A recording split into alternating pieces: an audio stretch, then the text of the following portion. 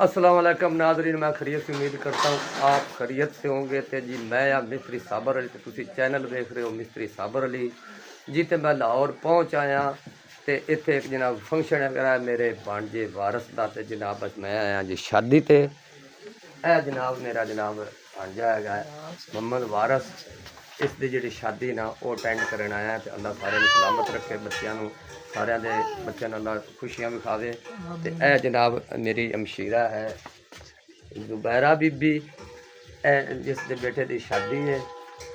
यह मोहम्मद नमाज है बनोई मेरा और मेरा मामे का पुत्र भी है। तो इन्हों की जनाब ने शादी है। तो ये सी मैं तो तैयबा असी आया जी प्यो की शादी अटेंड करन, ताकि पिछे भी 2 शादियाँ है तो कीतियां ने असी अटेंड। तो फिर अज मैं तो तैयबा आख्या भी असी उत्थे जाने तुसीं इत्थे घर माल डंगर भी पट्ठे पुट्ठे भी पाने होंगे। तो असी आए जी लाहौर शादी अटेंड करन। तो यह उन्होंने दोस्त खलोते ने। अज मेहंदी है, अज मेहंदी है तो सुबह बरात जावांगे। इत्थे जट मेहंदी का फंक्शन होगा तो जनाब को विखाया जाएगा। इस वीडियो को लाइक और सबसक्राइब और अगे शेयर जरूर करना, साड़ी सपोर्ट जरूर करनी। उन्होंने सारे दोस्त आए हुए जी, डैक वगैरह ला के बैठे ने। तो मेहंदी दी तैयारियां हैं। तो यह पिछू पिंडू आए ने उकाड़े तो उन्होंने दोस्त भी। तो यह सारे जनाब बैठे ने मौजूद हैं। तो हुण झट ताई ये फंक्शन किया जाएगा मेहंदी का।